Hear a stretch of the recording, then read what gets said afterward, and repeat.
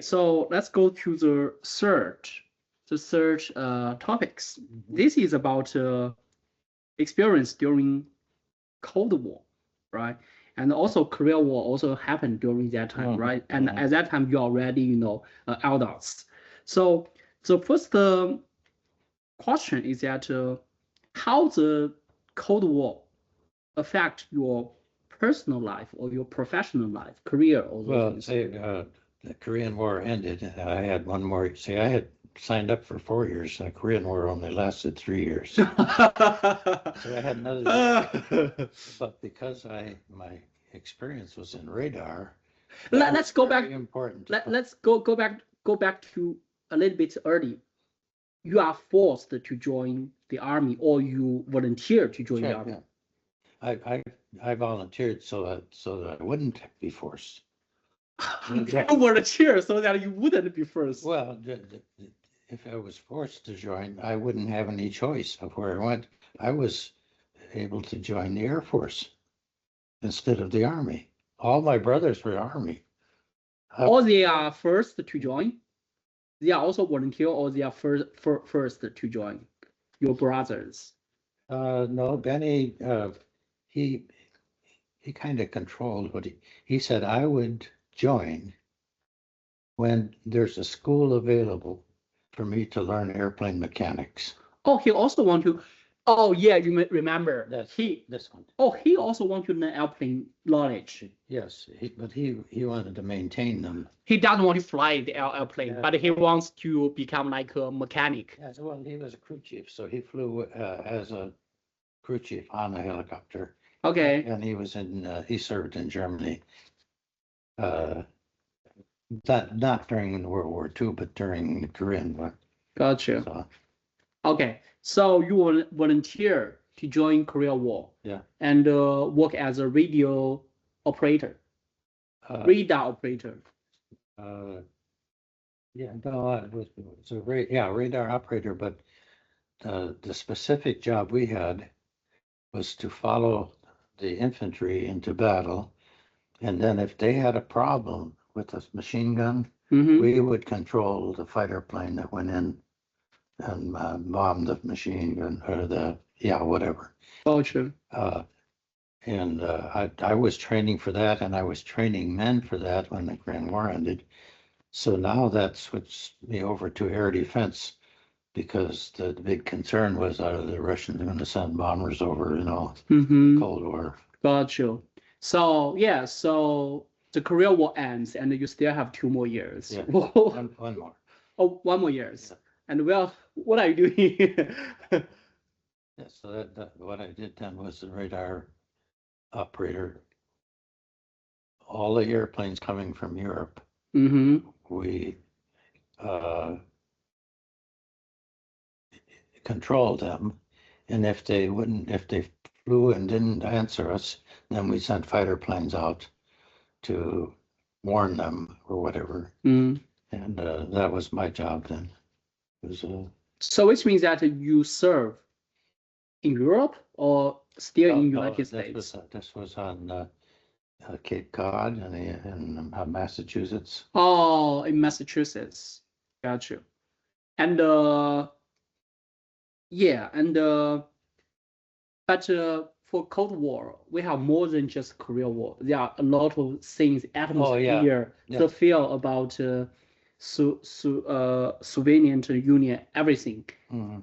How that change your mental side, daily life? Is that a huge impact on life?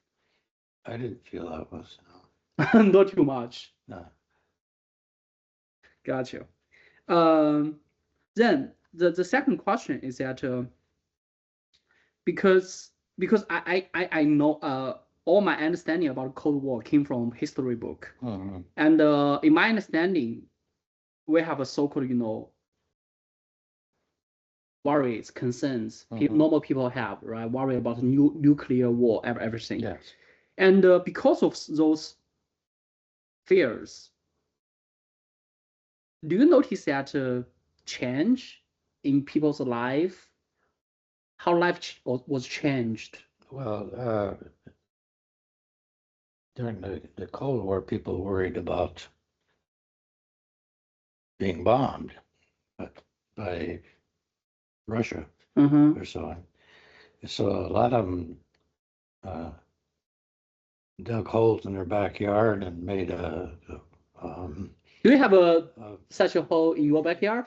No, we didn't. Why you don't? Because we didn't worry about stuff, so we didn't worry about dying that much.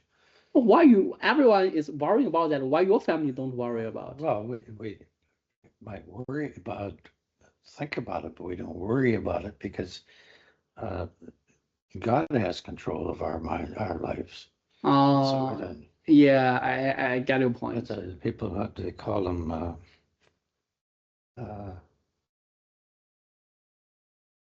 they made a shelter. They buried, made concrete, everything, and actually our houses were in northern Wisconsin were tornado resistant, so we could go down in the basement. Interesting. So basically, your basement kind of like your shelter. It was like our shelter, yeah. Interesting. And you may prepare some food, water in it, I guess. Oh yes. In fact, that's where we kept our food. It's oh yeah, that's we didn't have, there was no concrete on the floor down in the basement. It was dirt, and that dirt was cold, so that's where we'd keep our butter and stuff. Yeah, gotcha. And I wonder whether it also changed how people think about a lot of things, because when you have such a feel that a war will break out, your family, your home will be bombed, in sooner or later, how people's mindset change? Oh yeah, I'm sure it changes. How? Because, for example, for people in my generation or even Nathan's generation, right? We get used to peace, I guess. Yeah, I think that our mindset may be different. How we understand a lot of things may be a little bit different, I guess. Well, one of the things, and I don't know if we're on here it was, but when the Soviet Union fell, a lot of our neighbors between World War I and World War II bought land in northern Wisconsin. I guess it was pretty cheap then. And yeah. So now I had neighbors that were Polish. I had neighbors that were German. I had neighbors that were it's the country that's fighting with Russia now. Ukraine. Ukraine. Yeah, Ukraine. I had Ukrainian neighbors, and they all had relatives still over there. So when Russia fell, then all of a sudden they wondered what happens now to my relatives. Yeah. Got you. Yeah, I think that's something deeply reshape everyone's life. Mm-hmm. And the third question is that now, the Cold War, right? We are talking about the Cold War, and the Cold War has passed for for decades. And when you look back to that time, do you feel that people feel it's true or it's wrong, or people worry too much? How do you feel about that time, people's atmosphere? I don't recall that we worried about it a lot, but I'm sure some people did. Yeah, or people, on average. And people in cities, because they always talked about bombing Seattle. Oh, they weren't talking about bombing my farm. It's actually I think that you are true. That's true, because even bomb is also very expensive. That's right. We don't, or the military won't think about bomb something unimportant. Right. You live in New York City, you may worry about it. Yeah. one of the things that happened is at school, I mentioned my fear, and they said they wouldn't waste $1,000 bomb on a farm. They're gonna. That's true. That's That's They were true. right. Yeah. Oh, okay. Actually, which means that during the World War, but how about nuclear war, right? Because another worry is about nuclear war. Yeah, that's what when the ones that we had a period of time in schools. Now I was growing up by this time. It was called, Nathan, do you remember duck and cover in school? No. They would have a drill, the siren would go off, and you would duck under your table or go Mhm. down in your basement. Mm-hmm. And the people that had money built bomb shelters, Mm-hmm. and that's where they would go. Gotcha. Gotcha. But yeah, then in the big cities, that's where there were thousands of people, millions of people, different. But we didn't worry about that. We were. Yeah. And think about it. From Cold War, basically, we can go back to the 15th, right? 1915s, Mhm. and ends at the 90s. So basically, it's around 40 years. Mhm. 40 years, it lasts for almost your whole, right? From 20 years old to 16 Yeah. to retirement, almost cover your whole career, Mhm. a very big part of your life. It's I don't know how to describe it. You worry about a war, and especially a nuclear war. That's something I feel. Yeah. You see, my family were still back on the farm, but But you are in the Cold city, War, right? I'm out in Massachusetts, bringing airplanes, controlling airplanes, bringing them in, and then passing them off to Idlewild and big airports in New York or whatever. And that was my job was making sure that the airplane that is coming is who he says he is. Mm-hmm. And if he doesn't say anything, maybe it's private. Mm-hmm. So I'll send a jet out, and the jet will turn them around. Or we had a way for a person that was not an airline and didn't have a scheduled flight. They would be given an envelope Mm-hmm. when they left the ground, Mm-hmm. and they didn't open that envelope until they were challenged. And then the envelope would say, turn right 30 degrees, fly for a minute, turn right 30 degrees, or turn left. And it would draw a certain picture. It's like a map. Yeah, like a map. And then we could look at that and tell them to go ahead and do that. And then if they didn't do it correctly, then the same thing. The jet would take them under control. In other words, threaten to shoot them down unless they followed him in. And so Got you. I get a point. I think that even today, right? that's You probably you going need. on today. Yeah, I think that today is also going on, right? When you fly an airplane here, Yeah. you must fly. You need to report your routes, everything. Yeah. If you are out of your routes, Yeah. then it be regarded as very suspicious. Yeah. Yeah, I get you. But one of the interesting things I'm curious about during Cold War, right? Cold War, the Soviet Union and the American is compete with each other. Mhm. I guess that both countries think each other as evil. Oh yeah.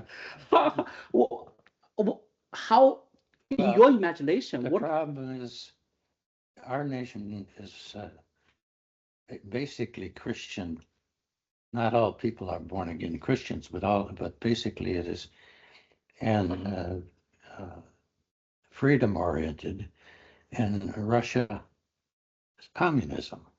Mm-hmm. And communism, as far as we're concerned, is bad.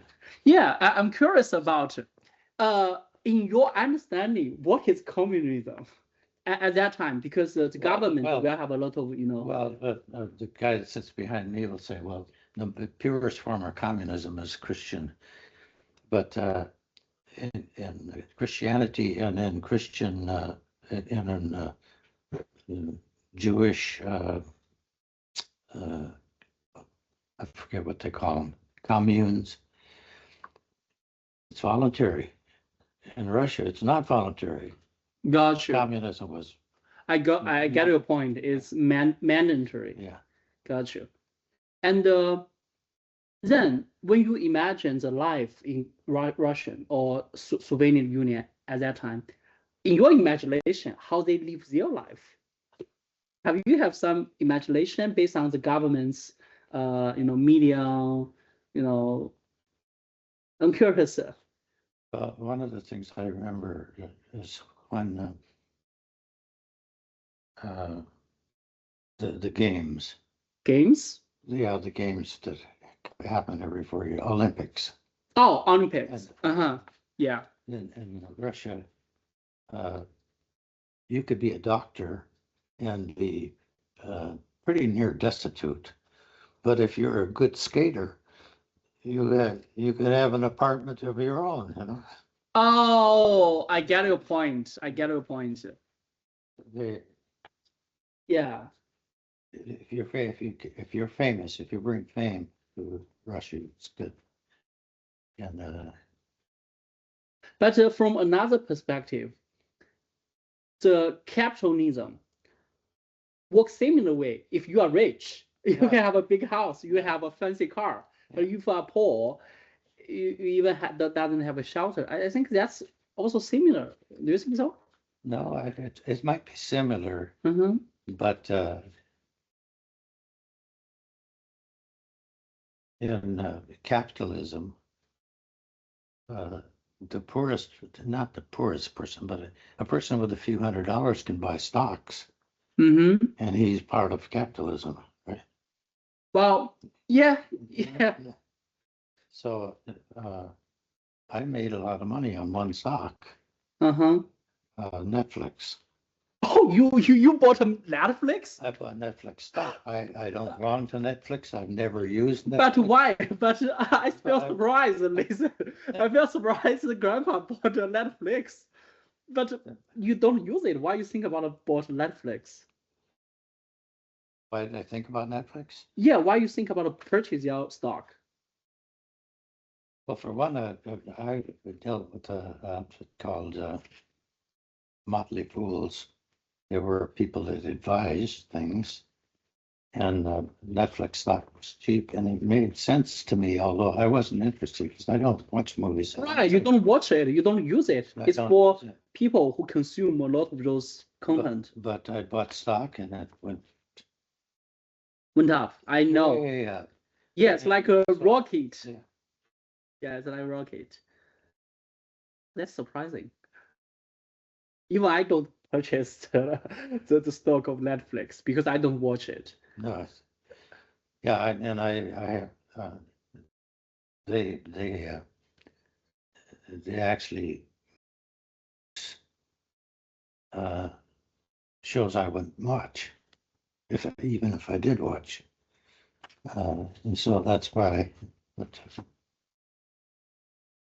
So all that amount of money, that's something that changed my thinking. That amount of money, which was over $200,000. $200,000. That's huge. Yep. And I did a deal with God. Essentially, it's between me and God, nobody else. That that amount of money, I didn't do anything for, so I don't spend it on myself. That's only spent on people that have needs, like Katie at church needs. I understand. I understand. I understand. In the Money community. for her car. Yeah, I know. That's the kind of thing it goes to. By the way, have we got the car for Katie or not yet? No, she has it. Oh, we already got it. Oh, nice, Yeah. nice, nice, Yeah, she's traveling with it now. nice. And so that we donated money for that. I mean, I gave money for that out of that money. I understand. And, Yeah. What is? Yeah, I think that I think that we already talked a lot about the Cold War. Let's keep moving. Go ahead. Okay. Now the time go to the 1990s. After the disintegration of the Soviet Union, it has been over 30 years so far. Mhm. I'm curious about your experience. So the first specific question is that